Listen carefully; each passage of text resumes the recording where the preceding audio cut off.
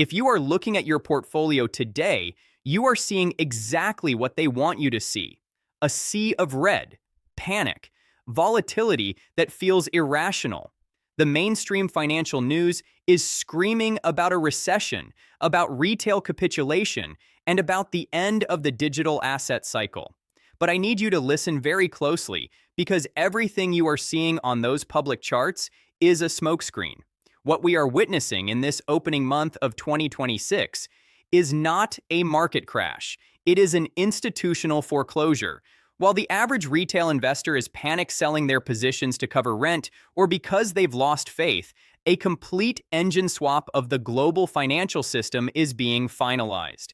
This isn't happening on Twitter or in the public stock markets. It is happening behind the secured doors of Davos, where the world's elite have gathered not to speculate on the future, but to activate it. The Davos consensus this year is different. In previous years, they talked about possibilities. This year, they are talking about integration. We have to stop looking at this through the lens of a standard trading cycle. In a standard cycle, assets go up and down based on hype and earnings. But we are no longer in a standard cycle. We have entered the phase of systemic migration. Think of it like a renovation of a massive skyscraper. When you replace the foundation, you don't just patch a few cracks. You evacuate the building, you strip it down to the studs, and you install new steel. That is what is happening to the global economy right now. The red candles you see are the evacuation. They are shaking out the weak hands, the tourists, and the speculators to clear the room for the new owners. When the CEOs of the world's largest asset managers take the stage and speak about regaining trust and building a post-Bretton Woods architecture, they aren't using metaphors. They are telling you that the old system, the one built on debt and slow settlement, is effectively dead. They are announcing that the new system is already live, running in parallel, waiting for the final switch to be flipped. And the moment that switch is fully flipped, the window of accessibility for the average person doesn't just close, it slams shut. Before we go deep under the surface of what is actually happening in the dark pools, I need to make a necessary note of order.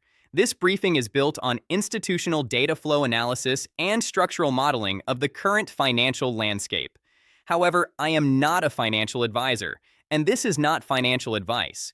We are dealing with sovereign debt shifts and trillion-dollar capital migrations. The risk here is as real as the opportunity. But if you can look past the fear, you will see that the greatest transfer of wealth in history isn't coming. It's already started. To understand why the market looks the way it does right now, we have to go back to November 2025.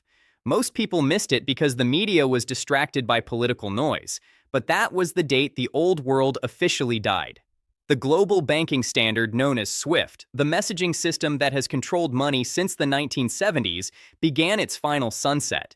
The deadline for the new standard, ISO 2022, wasn't just a suggestion, it was a kill switch. Here is the reality that the talking heads on TV won't explain to you. The global banking system speaks a language. For 50 years, that language was broken, slow, and expensive. It relied on trust. Bank A had to trust Bank B, who had to trust Bank C. But as of late 2025, the language changed. The new system demands rich data. It demands instant settlement. It demands a protocol that tells the truth without needing a middleman to verify it. We are currently living in the ghost phase. This is the awkward transition period where the old system is being decommissioned and the new rails are being tested at full capacity. The reason you are seeing liquidity dry up in certain sectors is that the capital is moving. It is migrating from the old, slow accounts into the new, ISO-compliant ledgers. If an asset cannot speak this new language, it is being flushed out of the system. This is why we see random crypto projects crashing to zero, while others, despite the market bleeding, are seeing massive accumulation volume in the background.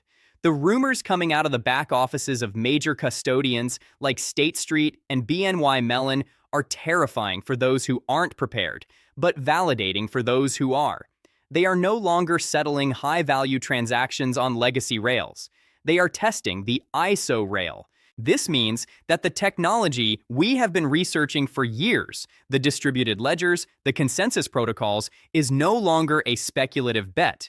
It is the plumbing. And this brings us to the most critical realization of 2026. The switch isn't a single event where someone presses a button and the price skyrockets. The switch is a process of integration. Right now, the pipes are being laid. The connections are being soldered. The reason the price hasn't reflected this utility yet is simple. The volume is currently being routed through internal tests, not public exchanges. But make no mistake, the volume is there.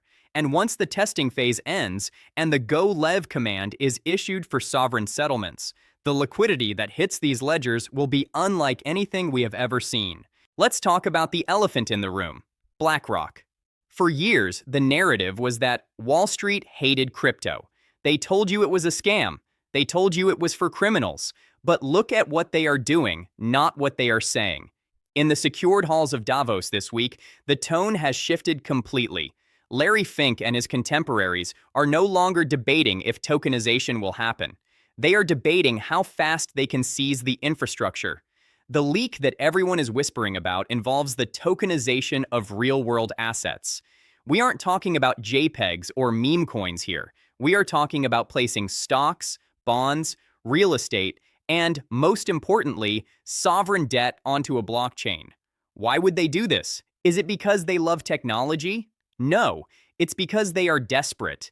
The traditional banking system is insolvent. The balance sheets of major central banks are underwater because they hold trillions in low-interest debt that is now worthless in a high-interest world.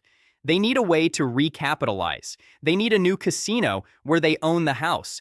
Tokenization is that casino. By moving trillions of dollars of assets onto a ledger, they can unlock liquidity that was previously trapped. They can trade assets 24/7, instantly, without the friction of the old world. But here is the catch, and this is where the bridge asset comes into play. You cannot run a digital financial system on a fragmented network. You can't have BlackRock's blockchain trying to talk to JP Morgan's blockchain using a slow, clunky connection. You need a universal translator. You need a neutral bridge that can connect all these private islands of value. This is the BlackRock pivot that the retail market is missing. They aren't just buying Bitcoin for a store of value. They are aggressively accumulating the utility tokens that serve as the gas for this new engine. They know that in a world of tokenized assets, the most valuable thing isn't the asset itself. It's the bridge that allows the asset to move. If you control the bridge, you tax the world. And right now, while you are staring at a red portfolio, they are buying the toll booths. Now, we must look beyond the narrative and focus on the cold, hard math. This is where the bullish case for the bridge asset becomes undeniable. We are talking about a market transition involving $10 trillion to $150 trillion in value. This isn't like the early days of e-commerce where we were moving a few billion dollars around. This is the digitization of the entire global value stack. The skeptics will tell you that a bridge asset doesn't need to be expensive. They say, why can't the token be $0.50? Why does it need to be 3 digits? This is where they fail to understand the concept of liquidity and velocity. Liquidity is the ultimate barrier to entry. To run a global engine that handles trillions of dollars in daily settlements, you cannot have a cheap bridge asset. It is mathematically impossible. Imagine you need to move $1 billion from London to Tokyo in 3 seconds. If the bridge asset is priced at 1.0, you need 1 billion units of that asset available instantly to facilitate the trade. That creates massive slippage and volatility. It crashes the order book. But if that same asset is priced at $1,000, you only need 1 million units. The higher the price of the asset, the more value it can transport with less friction. This is why the institutional accumulation we are seeing right now is so aggressive. They have run the simulations. They know the math. They realize that for this system to work, for it to actually replace SWIFT and handle the derivatives market, the forex market, and the commodities market, the price of the bridge asset must appreciate. It is not a request. It is a structural requirement. We are moving from an era of debt-based trust to an era of protocol-based truth. In the old world, value was slow because it was heavy. In the new world, value moves at the speed of light, but it needs a vehicle. That vehicle has a fixed supply. Do the math. If you have $150 trillion trying to move through a finite number of tokens, the price per token has to skyrocket to accommodate the load. We aren't speculating on a pump and dump. We are calculating the necessary diameter of the pipe.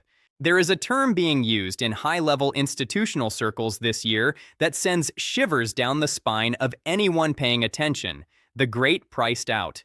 It refers to the moment when an asset transitions from a speculative instrument for the public to an operational utility for the elite. We are standing on the precipice of that moment right now. Let's dismantle the illusion of cheap versus expensive. In the retail mind, an asset at $1.90 feels cheap because it's under a cup of coffee. An asset at $50 feels expensive. But in the institutional mind, price is secondary to scarcity. They don't care about the unit price. They care about the percentage of the total supply they own. Consider the current state of the rich list. Data from global ledgers shows that fewer than 500,000 accounts worldwide hold more than 10,000 units of this bridge asset. Think about that. In a world of 8 billion people, only 500,000 have a significant stake. And that number is shrinking every day because institutional dark pools are absorbing the float. This is the liquidity trap. Imagine an individual trying to build a position of 10,000 units today. It might cost them $20,000. It's a struggle, but it's doable for some. But what happens when the price discovery phase accelerates? What happens when the asset moves from $2 to $7, then towards $17 and beyond? Suddenly, that 10,000 unit goal costs $170,000. Then $500,000. The purchasing power of your monthly surplus collapses against the rising value of the protocol. Your cash flow does not scale with the asset's value. Ownership of 10,000 units, which once felt attainable, will soon be viewed as a sovereign-level stake, something only family offices and hedge funds can afford. The sea of red we are watching today is the final test of your conviction. The exchange reserves are at 8-year lows. The tokens are not being sold into the market. They are being captured and locked away in cold storage. Once these sovereign bridges are fully integrated, the velocity of money will be so high that the price must adjust to handle the load. If you sell now, you are voluntarily handing your ticket to the future over to a banker who is laughing at your lack of vision. We must zoom out to the widest possible lens. Why is this happening now? Why 2026? The answer lies in the crumbling state of sovereign debt. The United States, Europe, Japan, they are all drowning in debt that they can never repay. The interest payments alone are consuming their GDP. In the past, the solution was to print more money, but they hit the limit.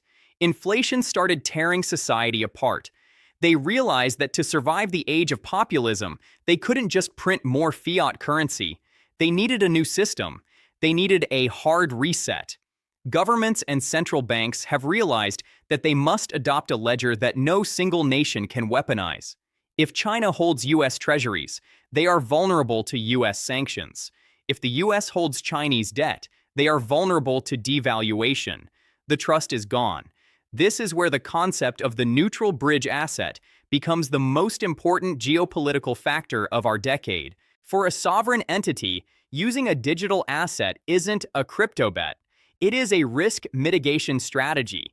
It is the only way to move value across borders in 3 seconds without relying on a legacy system that is controlled by a rival nation. The New World Order in finance isn't a political conspiracy. It's a technological inevitability born out of necessity. They are building a system where value can be settled instantly, neutrally, and transparently. And to do that, they need an asset that is liquid, fast, and scalable. There is only one asset that fits that description, and it has been fighting a legal and regulatory war for years to prove it. Now that the war is over, the integration begins. This is why they want you focused on the red candles. They want you focused on the noise, the drama, the day-to-day volatility. Because if you were focused on the debt clock, you would realize that the fiat system is a burning building, and the asset they are accumulating is the fire exit. There is a final critical layer to this transition. It is the psychological barrier between those who watch the system and those who build it. We are told by the pioneers of this technology that the greatest challenge in innovation isn't the code. It is the ability to drown out reality suspension. In these early weeks of 2026, the noise has reached a fever pitch. The haters, the skeptics, the trolls. They serve a specific function in the institutional cycle. They provide the sentiment cover necessary for large-scale accumulation. While loud voices argue about whether the tech is dead, the silent actors are integrating the operational bottom. Understand this: once they turn these systems on, there is no going back. We are not entering a new phase of the old world. We are entering a new financial dimension. When a sovereign nation flicks the switch to an on-demand liquidity model, the friction of the past evaporates instantly. The founders of this movement have always maintained a singular thesis. If there is real utility, and if that utility solves a real-world problem for a real customer, the value will follow. In 2026, the real customer is no longer the retail speculator trying to buy a Lambo. The real customer is the central bank of Brazil. It is the Bank of England. It is the global custodian managing your pension. They are not looking for a quick trade. They are looking for systemic stability. The mathematical floor of $8, the institutional targets of $17, the long-term vision of a triple-digit bridge, these are not Moonboy fantasies.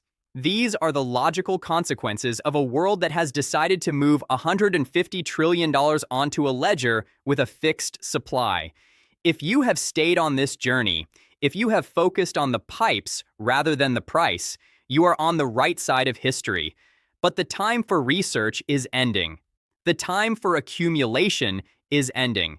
The doors are closing. Remember, health is wealth. Keep your mind clear, your body disciplined, and your conviction anchored in data. The world is about to witness the birth of the Internet of Value, and you are holding the keys. Do not let them shake you out. I am the calm analyst. Knowledge is the only hedge. Stay sharp, stay positioned.